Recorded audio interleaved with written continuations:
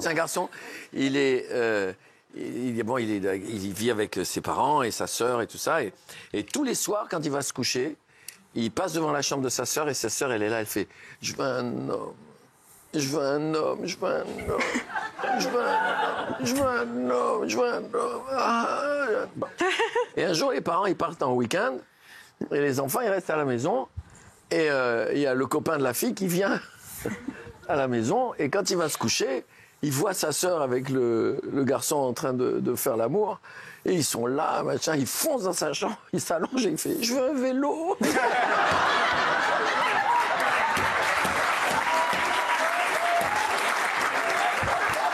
Ces deux types, elle est dans un autre style. Elle est, on va dire, plus poétique. C'est deux types, ils sont bourrés. Et le premier, il fait ils sont au pied d'un lampadaire. Il fait tu sais quoi? Non. Je te dis que ça, non, c'est imaginaire, tu as besoin de... avec toi. Ça, c'est la Lune. Ah non, c'est pas possible. Ça c'est le soleil, ça.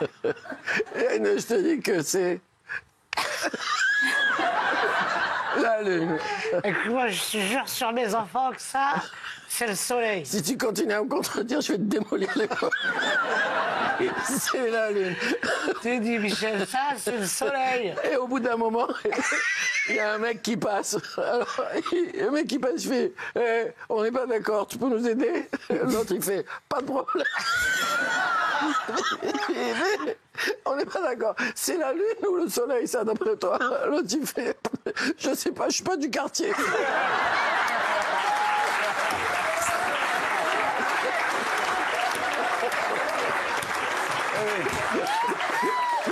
J'en ai une que j'adore cette histoire, j'adore. C'est un type, il vient chez lui avec 3 femmes. Ah ouais. Trois femmes. Okay. Et sa mère, elle fait pourquoi tu viens avec 3 femmes? Elle fait parce que je vais épouser l'une des 3. Je voudrais que tu devines laquelle c'est. Un millième de seconde, elle fait celle du milieu. Il fait comment tu as deviné si vite? Elle fait c'est la seule que j'aime pas. C'est pas la seule. J'adore. Elle est incroyable. C'est magnifique. J'en ai une qui se passe dans un zoo. Ah, bah, il me fait rire beaucoup. C'est un couple, ils arrivent, ils sont dans le zoo. Et tout d'un coup, ils passent devant la cage de l'orang-outan, au dos argenté. Et alors, l'orang-outan, il voit la femme, il fait... Oh. Oh. Oh. Le mari, il fait... T'as vu, t'as regardé? Il t'a regardé. Mais non, si, il t'a regardé. Attends, avance un peu. Elle avance près de la grille. L'orang-outan, il fait... Oh. C'est extraordinaire, t'as regardé. Regarde, écoute, ouvre un peu ton chemisier, Mais ça va pas ou quoi? Mais il y a personne, ouvre un peu ton chemisier. Elle ouvre un peu le chemisier. Laurent, il fait...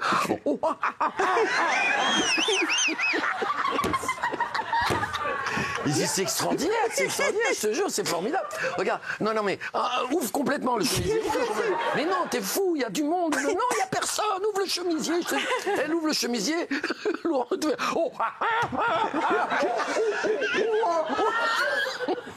Il dit relève ta jupe. Mais ça va pas. Relève ta jupe, on s'en fout, relève ta jupe, il y a personne. Il relève la jupe, Laurent. Il tape partout, il rebondit. Même il aboie.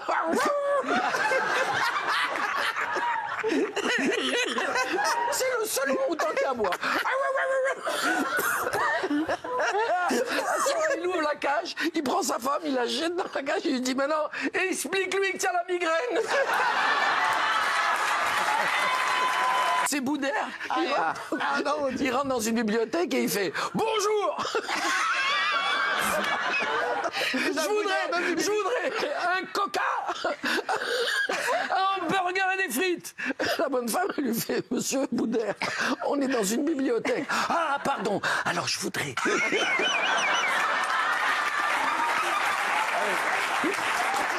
Il y a un mec, il marche le long de la plage et il y a une bouteille qui arrive rejetée par la mer. Il prend la bouteille, il y a un génie qui sort. Il fait tu m'as sauvé. Attends, pardon. Ouais. Tu m'as sauvé. Tu m'as sauvé. Qu'est-ce que tu veux? Donne-moi un vœu. Et le type, il sort une carte de France. Et il dit, tu vois, ça, c'est la France. C'est mon pays. Ce que j'aimerais, c'est que la France, ce soit le monde entier. que tout le monde entier soit la France. Pour certains, c'est un cauchemar, mais pour lui, c'est un rêve. Il fait, montre-moi la carte. Ouais. Il fait, tu sais, je suis pas un génie génial. Ouais. Je suis un génie de 2e catégorie. Tu n'as pas une autre... Elle est très misogyne, cette histoire. Tu n'as pas un autre vœu? Il fait, oui, il n'y a pas de problème, un autre vœu. Tiens, regarde, il sort la photo de sa femme, il fait, regarde, tu vois, ce que j'aimerais. Ça, c'est ma femme. Ce que j'aimerais, c'est qu'elle soit comme ci, comme ça, et qu'elle arrête de m'énerver. Il dit, donne-moi la photo. Il regarde la photo, il fait, redonne-moi la carte.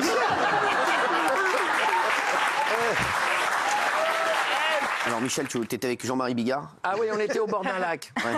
Oui. Je m'en souviens Et parfaitement bien. on faisait pipi au bord du lac. Ah. Et moi, j'ai dit, le fond de l'air est frais. Et Jean-Marie m'a fait le fond de l'eau aussi. Merci. C'est sur un tournage. C'est dans un film. Et il y a le metteur en scène, et ils font sauter un fort. Un château fort. Ils ont mis les charges et tout partout. Et il a 50 caméras. Et il fait attention, on va tourner. Annonce, première caméra, deuxième, attaque, 50e, clac, clac, clac. Attention, ça va sauter. Attention, action. Pum, château fort, il explose. C'est magnifique, coupé, c'est magnifique. Caméra 1. Alors moi, caméra 1, j'ai pas entendu. Mais quand j'ai entendu, j'ai actionné la caméra, ça a tourné, mais il avait déjà sauté. Fait caméra 2. Alors nous, on a un problème d'enchaînement. Oh, Dieu. Sur la deuxième caméra, c'est ça, la pellicule n'a pas pris. Ma caméra 3, c'est pas grave. Alors nous, on a une panne de batterie. Et toutes les caméras comme ça. Il arrive à la 50e, il est en larmes, le metteur en scène. J'en peux plus. S'il vous plaît, dis-moi quelque chose. T'es la dernière caméra. Dis-moi quelque chose. Il fait, l'autre, il fait, c'est quand vous voulez.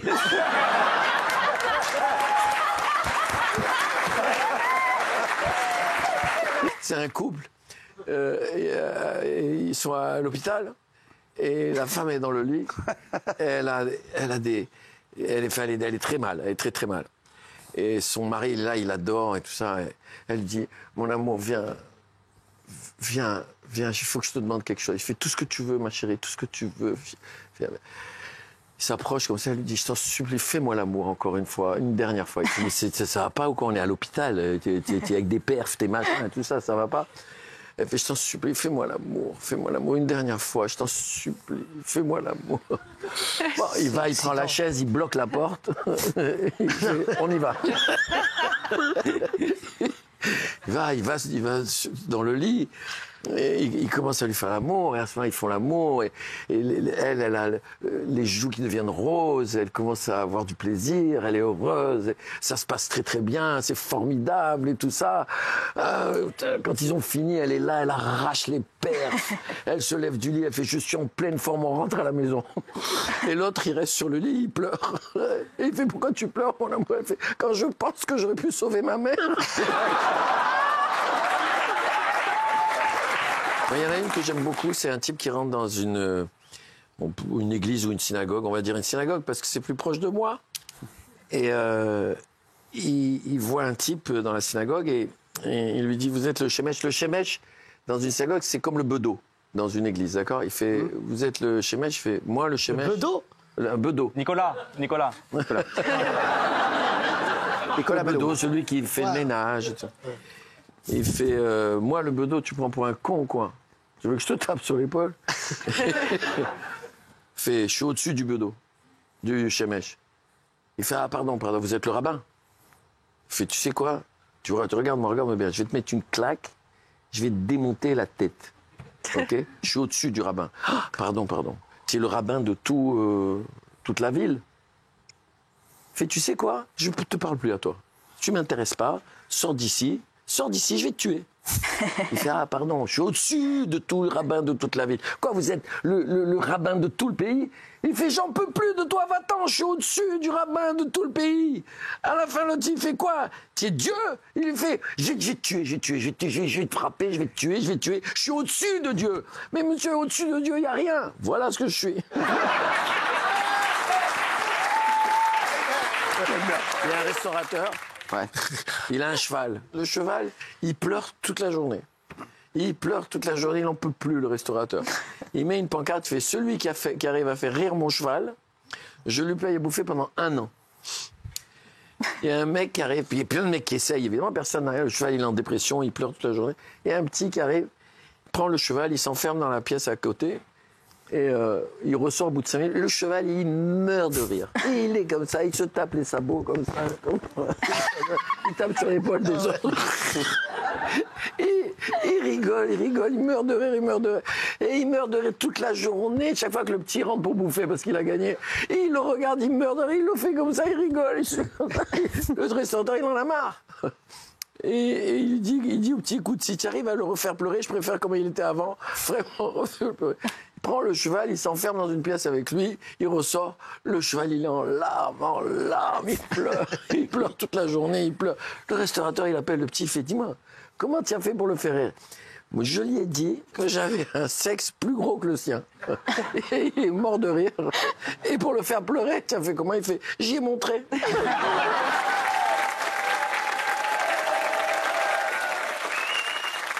C'est l'histoire de Friedrich et Greta. Ça commence. Ils ont un enfant. Il s'appelle Hans. Et dès sa naissance, Hans n'a pas prononcé un mot, ni un son. C'est le silence d'Odal. Et ne riez pas trop, sinon je vais la rallonger pendant 2 jours. Ah, mais on adore. Allez, faut que tu la rallonges. Allonge-la, c'est ça qu'on kiffe, nous. Alors, ils vont voir le docteur Gruber. Le pédiatre. Le docteur Gruber examine l'enfant, il dit, cet enfant est formidable. Il n'a aucun défaut. Il repart. Et Hans, maintenant, a 2 ans. Il n'a toujours pas prononcé un mot. Rien, ni aucun son. Zon. Alors, Friedrich et Greta vont voir le docteur Gruber. Ils disent, c'est anormal. Comment ça s'est fait? Je fais ça l'accent, moi. Comment ça s'est fait qu'il n'a pas prononcé un mot? Le docteur Gruber examine l'enfant, il fait, cet enfant est en pleine fourme. En fourme. Il n'a aucun défaut. Hans a 3 ans. Elle finit quand il a 13 ans. Hein.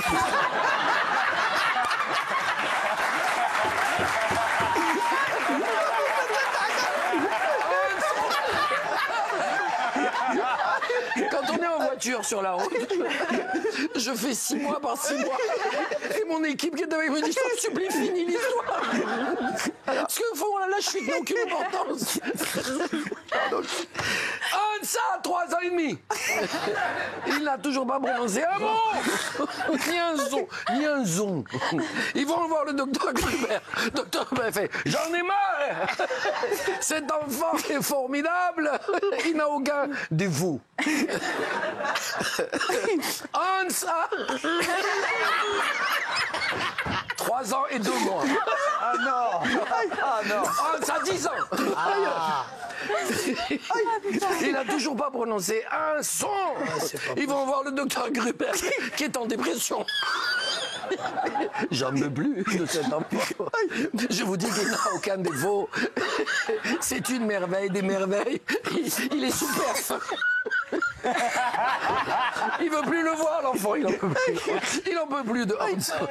Et finalement, c'est mercredi. Le jour de la soupe de topinambour. Friedrich amène l'assiette à Hans. Hans prend sa cueillère et il prend la soupe de topinambour. Il porte la cueillère à sa bouche. Vous êtes tous passionnés parce que là, ça a changé. Vous dites, on se rapproche de la fin. C'est vrai. Il prend la cueillère, il la met dans la bouche et il pose la cueillère et il fait, ça manque des ailes. Friedrich Esbobi. J'adore ce mot. Il est Esbobi. Il l'appelle Greta, Hans a parlé. Il fait, mais comment ça s'est fait que tu parles maintenant? Ça fait des années qu'on attend ça. Qu'est-ce qui se passe? Il les regarde et il fait, jusqu'ici, tout était impeccable. C'est l'histoire d'une... comment dire, ça se passe au départ dans une boîte de nuit. Il y a un garçon, un gros dragueur, et il croise une fille très jolie et tout ça, et ils partent ensemble et font l'amour toute la nuit. Et vers 3h du matin, il est épuisé, et il sort de la chambre et la femme, elle est sur le lit, elle fait « Je veux de l'amour, je veux de l'amour, je veux de l'amour, je veux de l'amour ». Il est vexé, mais vexé, comme les hommes peuvent être vexés dans ce genre de situation. Et il appelle des copains, qui sont des balèzes, et il s'enferme avec la femme. Il reste 2 jours. Au bout de 2 jours, elle va te plaire. Et au bout de 2 jours, ils ressortent, ils sont comme ça. La femme, elle est sur lui, elle fait « Je veux de l'amour. Je veux de l'amour, je veux de l'amour, je veux de l'amour. » Il appelle les champions du monde. Il reste 1 semaine avec elle. Il ressort comme ça. Elle est sur lui. Il fait « Je veux de l'amour. Je veux de l'amour, je veux de l'amour, je veux de l'amour. » Il va au zoo de tout à l'heure. Il va voir le gorille au doigt argenté. Et il lui explique que chaque fois qu'il fait l'amour, il fait un coup de craie sur le mur. Il met le orang-outan dans la chambre 1 semaine, 10 jours, 15 jours. Au bout de 15 jours, la femme ressort comme ça. L'orang-outan, il est sur le lit, il fait « Je veux de la craie, je veux de la... »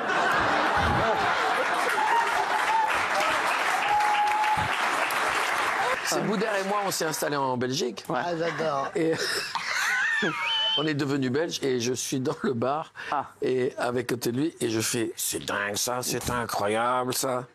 Parce qu'on a pris l'accent. Ouais, bah, c'est normal. C'est dingue ça, c'est dingue, c'est incroyable ça, je ne reviens pas. Qu'est-ce qui se passe, Michel? Je vais te le dire. Attends, tu vas voir. Nom de Dieu. Tu vas voir. Il a le miroir comme ça, il regarde, je regarde encore, mais c'est incroyable ça. Alors, pose-moi la question. Bah, qu'est-ce qui est incroyable, Michel? Je te dis, ce qui est incroyable, c'est que le type là, je le connais. Je suis sûr que je le connais. Alors Boudère, il prend le miroir, il fait « Montre voir ». Il prend le miroir, il fait « Bien sûr que tu le connais, c'est moi ». Ça se passe un peu avant la guerre, la Deuxième Guerre mondiale, et ça se passe dans un petit village où il n'y a que des juifs qui s'appelle un shtetl, et ils apprennent que les nazis vont arriver pour les arrêter. Alors ils ont une grosse réunion et ils disent qu'est-ce qu'on va faire pour pas qu'ils nous attrapent. Il y en a un qui dit moi je pense que ça serait bien qu'on aille dans la campagne. Il fait non, dans la campagne, ils vont nous chercher, ils vont nous trouver, c'est sûr. L'autre, il fait bon, on va dans la montagne. Il fait mais non, dans la montagne aussi, ils vont voir que le village est vide, ils vont nous chercher dans la montagne et ils vont nous trouver, c'est sûr. Il y en a un qui dit moi j'ai une idée géniale, on va se mettre dans le puits. On se met tous dans le puits, ils nous chercheront jamais dans le puits. Et il y en a un qui dit mais c'est pas possible parce que si on est dans le puits, il n'y aura plus d'écho parce que le puits il sera plein de nous. Et l'autre, il fait, c'est pas grave, on va faire l'écho nous-mêmes. Et ils se cachent tous dans le puits, arrivent les Allemands. Et le colonel allemand, il fait, il faut trouver les Juifs.